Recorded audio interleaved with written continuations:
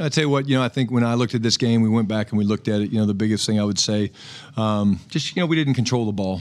Time of possession was a major problem. We shared that with them this morning. 40 minutes to 20 minutes is a big difference. So then you have to dive in even deeper. You look at the third downs and fourth downs conversions. I think Baltimore converted 50%. They were like 9 of 18. We only converted 2 of 13, 15%. But the hidden message in that is it's not just that we stink on third down or fourth down. It's that, on defense, I think 4 of their 8 or 9 conversions were third and 2 or less. And we had 7 of our 13, if I'm remembering correctly, were 7 or more, and we only converted 1 of 8. So what do I mean by that? I mean by that is that we did a poor job playing ahead of the sticks. We need to win first and second down. I know in the passing game on defense, we gave up some easy completions, and they kind of got ahead of the sticks on us a little bit, which put them in favorable third down situations.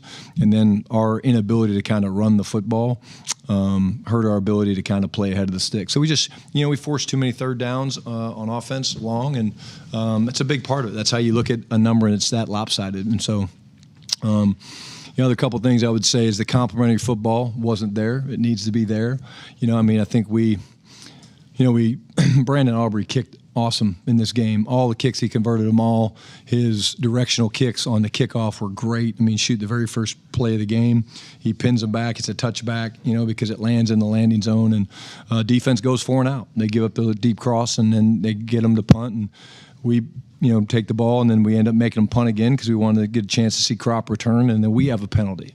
And then when you look at the sudden change of events, we get the safety, and then, I think, we get the turnover on defense. Defense did a great job creating 2 turnovers, and, our very first play out, we throw an interception. So the sudden change that we talked about, the operation was good in terms of the mechanics of how we want to handle it and the communication, but the execution wasn't really there. So I think the biggest thing that I would say to answer your question is the consistency wasn't there. And I talked to the guys about it this morning. I said, at the end of the day, when one of your main 4 pillars that you believe in is physicality, I thought the physical nature that we played with was not good enough. It was inconsistent. Does that mean that we weren't physical at all? No. It means that there were some guys that were very physical. Princeton Fant was very, very physical. I thought James Houston was very physical. But as a football team as a whole, we weren't physical enough. And that's coaches and players and all of us together. Do you feel you have enough time to kind of fix that before Philadelphia? Absolutely. Yeah. This is going to be another great week of practice. We got a couple fun days of practice, and there'll be padded practices in front of the fans and indoors and all that stuff. But again, I think very, very clearly, I said to the guys, we don't look at this at, oh, hey, look, this is just a preseason game. It doesn't matter. I've never said that. I would never say that. It does matter. Every time we get a chance to go out and compete, you compete to win. But at the end of the day, we are trying things, and we are not showing things, and we are in the evaluation business. We're trying to evaluate players doing scheme, simple scheme. But when we go to compete, we want to compete to win. Can you give a Clarence Hill DLLS Cowboys? Thank you for clarifying. I wasn't sure who I was speaking to. I wasn't. Thank you for saying that. I'm trying to follow Tad's rules. Okay, that's good. Can you give us an update on Jonathan Mingo? I know you had the MRI yesterday. How long was he out? What's the injury? Yeah, again, I think, we really have a few more tests that we have to run. We're not really sure yet. I don't think it's going to be terribly serious, but I think we got to get through a few more tests just to make sure. But, wow, what a great catch. It was so great to see him, Clarence step up and make that big play down the boundary on 3rd and long. That was one of the third downs that we did convert. But we need to do a little bit more testing to figure that out. And I know it's not just the preseason, but also the starters aren't playing. You don't have Dak out there and some of the frontline guys, but it's still a reflection of what you've done. And how do you balance how you prepare the team again? How do you balance not being physical enough and not running the ball with pillars that you wanted to do and you've talked about doing, even though Javonte Williams and Dak and some of the guys aren't there? Yeah. Well, I think you pointed out to the guys. You pointed out to the guys and you say, look, Cooper Beebe played some snaps. Tyler Booker played some snaps. we should have run the ball better in that game, and we didn't. And that falls on all of us. It falls on me as the play caller. It falls on the offensive staff. We did some things that were better. We challenged the guys last week to tackle better, and I thought we tackled really, really well. We called hamstring tackle. We talk about knocking guys back and creating a cup and running your feet through 3 yards of contact. We did that better. My big belief is whether you win, you lose, when you compete, you have to point out. So we do a thing, good, better, how, and the process never changes. Whether you win, whether you lose, the process doesn't change. And so today I stood up there and I talked about the things we did well, which there was a number of those things. Talked about the things that we need to do better. There was probably a few more of those that we needed to get cleaned up, and then how we're going to do it. And what we said is we're going to have 2 days of very physical practices, and also at the same time, we're going to do a little bit more first and second down work, because I think really that's kind of where the game got away from us. Clarence, when you look at it, was we got soft in the D gap in some of our run fits, and then offense, again, the lack of completions and running the football effectively put us behind the sticks. Real quickly, you want to do 2 days of physical practices, obviously in here on the turf. You've been outside. How does that being on the turf impact your plan of being physical? And I know the guys were older, but you had 2 major injuries come out when they came back from camp on turf the last couple of years. Yeah, again, you're aware of it. It's part of the game. Obviously, you'd never want to think that way, but we have work to get done. We know that. We've pointed that out. Our players know that. And, again, if we were worried about injuries, you could worry about that every day. And so, again, let's go have some competitive practices. Let's fly around a little bit. Let's get better and hopefully play better against Atlanta. Brian Todd with ESPN. Now that you guys are back here, has anything changed on Micah's status, if he'll practice or if he'll do more than what he did out in Oxnard? Yeah, again, I don't expect there to be many changes. We'll see. Again, it was good to have all the guys back. I think what we're excited about, Todd, is get back into the routine. I know I'm excited to be back here.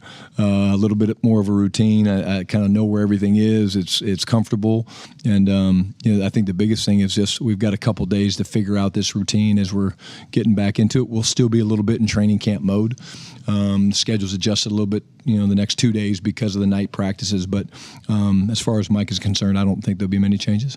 And then you talked about it's an evaluation period and the 7-iron stuff. If you don't take the driver out on the range, how do you know if you're going to hit the driver well in the course? Well, you have to evaluate how you do in some of your practice rounds, and you look at the practices we've had against the defense, and I think we've got all of the off-season program to look at, OTAs.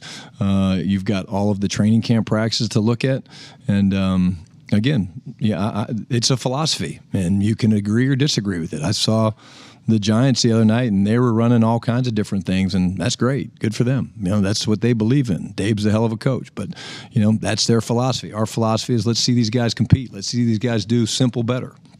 And we haven't done it well enough, and that's okay. And I'll stand up here and own that. I've never said that, oh, yeah, we're in a great spot, but I'm also not concerned. We're going through the process, and we're competing every day, and we've got a chance to do that a couple more times before we have to make some really difficult decisions. Jeff Schottenheimer with The Athletic. Do you have any update on Jaden Blue and if he'll be able to do anything this week? Yeah, trending positively. Again, we'll see how he does today and tomorrow, but hopeful that he can get out there and play. But again, I'll get some more updates to see how they did this morning with some of the workouts and stuff that they were doing. But I'm optimistic and hopeful that he plays. And then having 4 weeks in California, 2 preseason games now, when you look at defensive tackle, just what are your views on what you guys have in your position? Yeah, again, I think, the one guy I want to speak about that played, I thought, really, really well in the game was Jay. You talk about, draft pick, UCLA. He's figuring out the attack front. He's a large man that played really, really well. Again, we're getting a good evaluation. I thought, Ernest Brown played really, really well. In general, I think that's a spot that we're always going to be mindful of. When you play simple fronts and teams know you're going to line up in a simple front, you're going to have to play much more disciplined in your fits. And I do think our run fits from the linebackers this game were better. And so I think that did help us hold up a little bit and build the wall, per se, against the run. But overall, I thought a couple young guys really stepped up in the defensive tackle room. And, of course, Osa and Saleh and those guys aren't playing right now.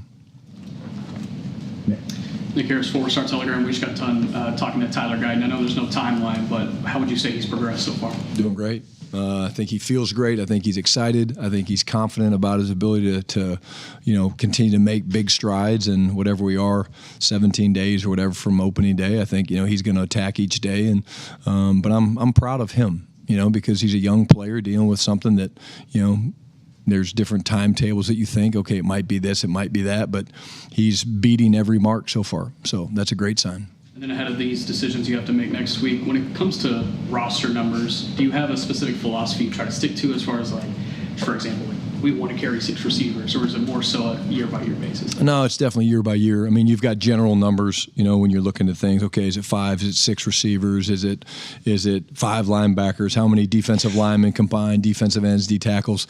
Those conversations have really been ongoing throughout the entire training camp process. We talked a little bit yesterday about it with ownership, Jerry, Steven, myself, Will. The coordinators, but again, it's too early to tell, because there's going to be some guys that in this game show that they deserve a spot on this team, and then you have to find a way to make that happen. And there's always injuries that play themselves into it as well, but it's a fluid thing for sure. And kind of a follow-up to that, I think you kind of answered it, but when you're going into that decision on next Tuesday, do you have the numbers ahead of time, or is that part of the conversation too? Does that mean you've got projections of where you think you're going to be?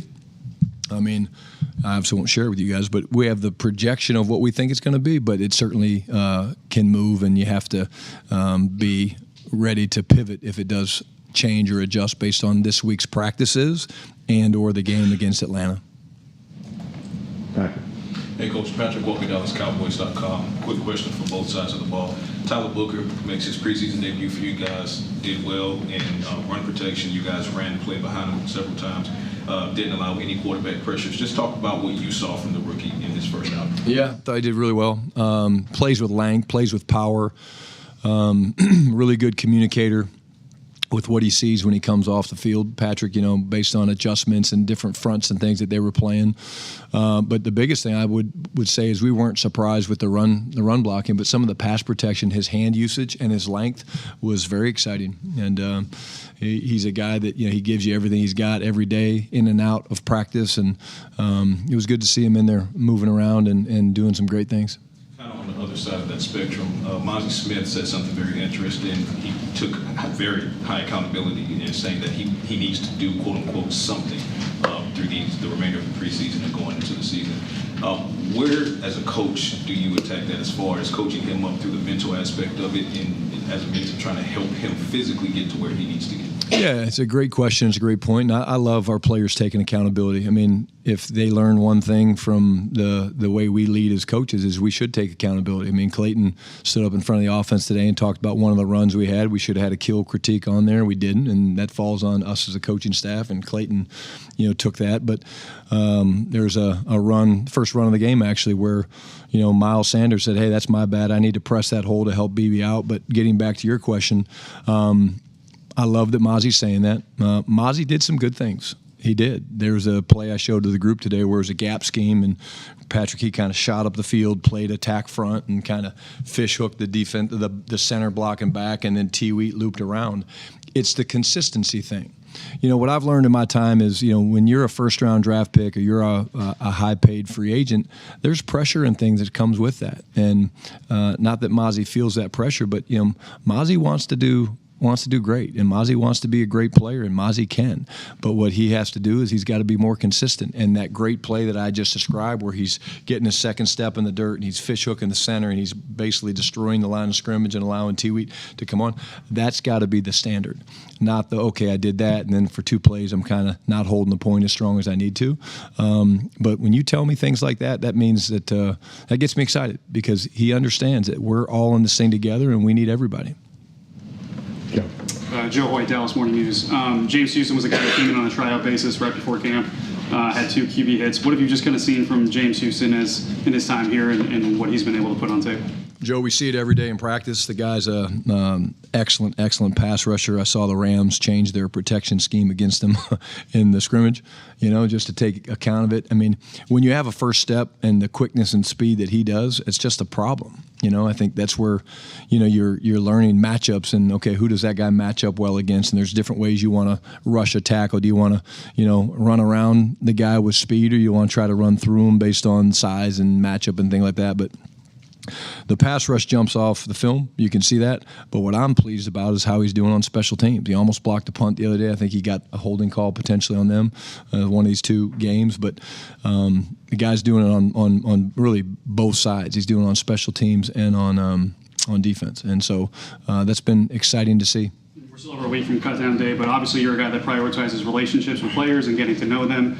And obviously it's a business, but how have you kind of prepared for the idea of potentially ending some of these relationships in the meantime and going through the cut down process with these guys? Well, I mean, it is part of the deal. But I think, number one, we've had to make some tough decisions already. We've already had to let some guys go. It's never a fun thing to do. I think you owe them the respect to handle it like a man and to be upfront and honest. And that's what I try to do. I think if you ask anybody that's been told by me that they were moving on, they would tell you I'm very upfront and honest about my opinion. And, hey, do we have visions of bringing you back? Do we not? Hey, what can you get better? I think you have to leave them with true feedback. And it's an uncomfortable thing to do. Nobody likes to have those conversations. The player doesn't like to have it. We don't like to have it, but it's part of this business. And so I wouldn't say that it's something we take lightly. I would say it's something that you actually put a lot of thought and effort into. And you say, okay, hey, here's the story. Here's why. Here's what's going on. Here's what I would tell you did really, really well. Here's what you need to improve on. Hey, have people call me. I will sing your praises as a man. I will sing your praises as why it didn't work, and it worked out because of numbers or an injury or whatever it was. But we owe those guys that. But I think where I would push back is some people don't want that relationship because they just don't want to have it get messy. I'm not that way. I want to care about these guys for the rest of my life, whether they're on our team or not. If I have a relationship with them, I want to care about them and at some point see them 15 years from now on a sideline or at a game and maybe meet their kids. Dave Loffenberg, 105.3, The Fan. I have two questions. The first one would be usually a walk-off, but we don't do a walk-off. But Joe Milton flips the ball as he's dropping back. So I see Good quarterback question. Yeah, good quarterback question. Is that something you're trying to break that habit, or do you not care? I really don't care. It's a relaxed thing, as you know. Some guys, that's how they relax. Some guys are trying to find the laces, as you know. The biggest thing I would say is you're coaching the ball carriage part of it, that the ball carriage is, numbers high, kind of close to your body.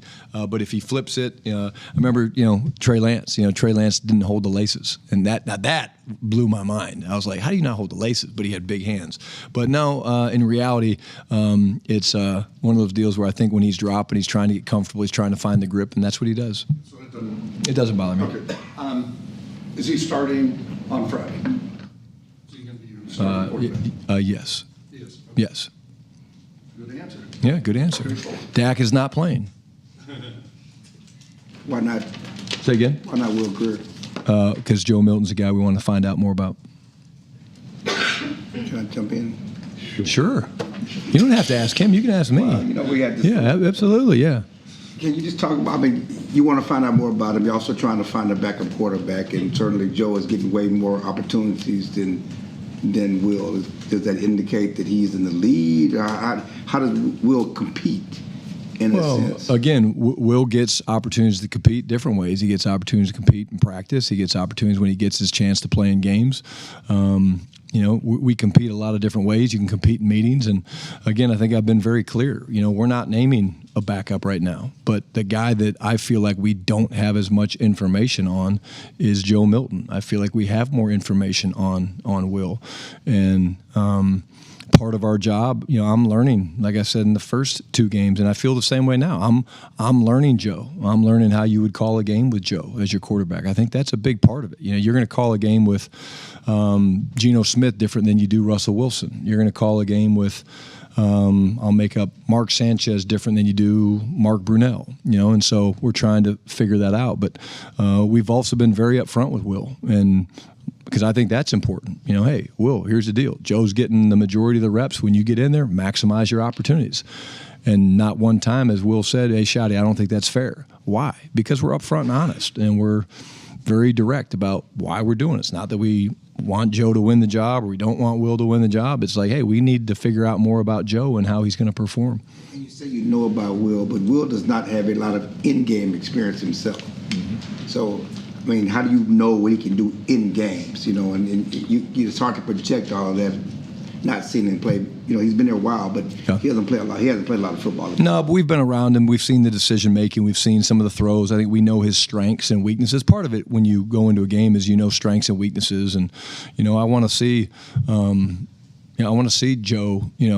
After a tough start, and he bounced back against the Rams, and he was a little more inconsistent this week than he was against the Rams, and so I think that that's important. But again, you can learn a lot from practice as well, and Will being around and their scout. I remember this, and you guys will probably be bored by this, but one of the coolest things as a young coach, I was quality control coach. This would have been in 1998, and starting quarterback of the Kansas City Chiefs was Elvis Gerbach. The backup was a young man by the name of Rich Gannon. And he was a backup, journeyman. Nobody wanted him.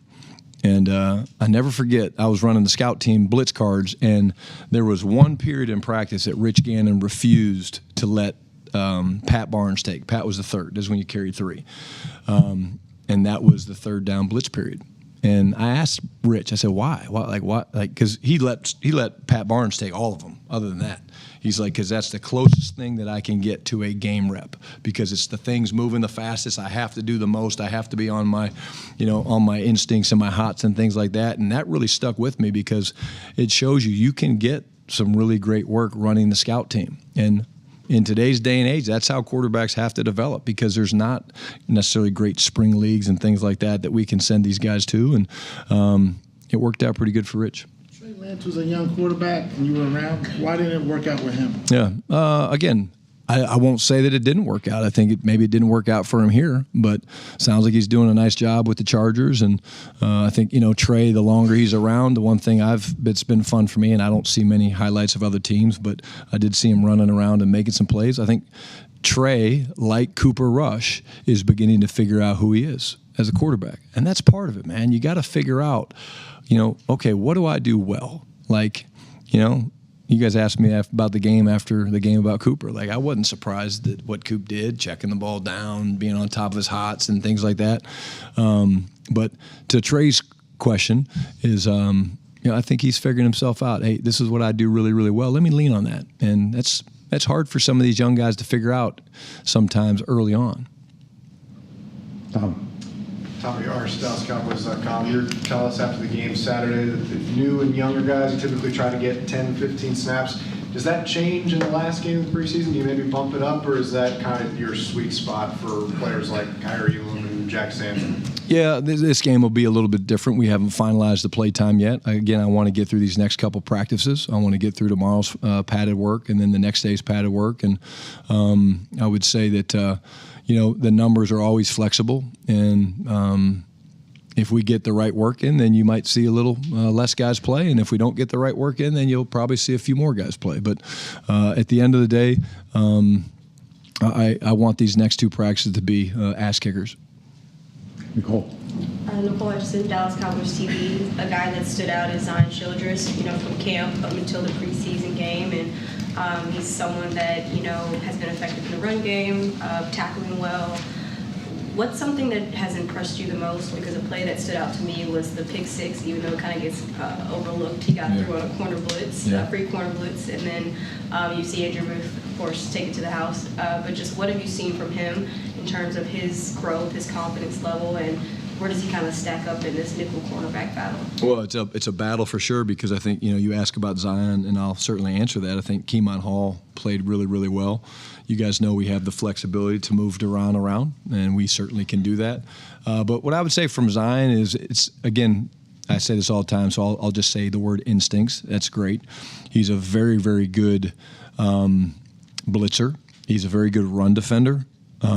Where he got a little bit turned around was in some of the pass coverage stuff. He had some dirty eyes. We call it dirty eyes, where you're trying to look back, see what the quarterback's doing. So he got turned around on a couple things, but the instincts, the physicality that he plays with, and he just throws his body around. I mean, and that was something that you did see on the film from Kentucky when you studied him. What are you looking to see out of him on Saturday? Yeah, I'd say the same thing. I'd say the same thing. Continue to do the things you've been doing, and when you blitz and try to get home or at least affect the passer. When you got to fill the B gap, fill the B gap. There was a really cool play where they were running a little duo play to the defense's left, and Donovan set the edge. Ezaraku, he set the edge, and he kind of disengaged, and then Zion was fitting the B gap, and the two of them had a really cool compression tackle. And it was cool to see two young guys just kind of meet for a TFL. And it was kind of fun to watch those two guys, because Donovan, about 5 plays before that, jumped around a gap, and the ball got through in the C gap, and White Cotton pulled him out and had a little talking to him, and he went in the very next play and did a hell of a job, set the edge, and made a play. So you're constantly teaching these young guys, but the consistency of it is important. Hey Brian, Pat Donahue, ABC5 here in Dallas. It's been about a month since you all arrived at training camp. For you personally, I mean, you've waited a long time for this opportunity. How has it gone for you to this point? Has it been what you expected as a head coach? I know off-season aside, but as you're into the in-season part of it, has it been what you expected as the head coach of the Cowboys? Yeah, it's been fun. I don't think, I don't sit around a lot and reminisce and think about what it's been like. I really don't have the time to do that. I think that as I look back on it, I'm always trying to improve. And so I think, now that we're back, I'll do probably later this week, I'll do an after-action report on training camp, and I'll be very critical of myself, things that I need to do better. I'm going to always be my own worst critic, because I think that's important. And if you can't do that as a leader, then how do you expect your players to do that?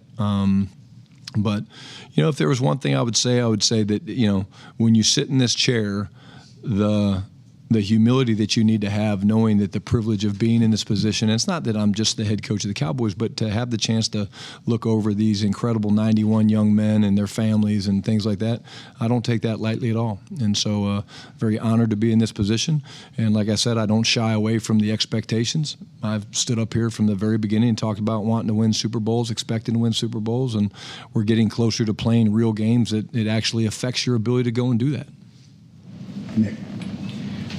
With Joe Milton, there's been a couple times where touch has been a little bit off. How do you doctor touch? There is a way you do it with your release, the way you kind of you change the release and the tempo, the grip, and things like that. We went back and looked at some of the throws from practice, like the one that he threw to Hunter that was literally a laser beam.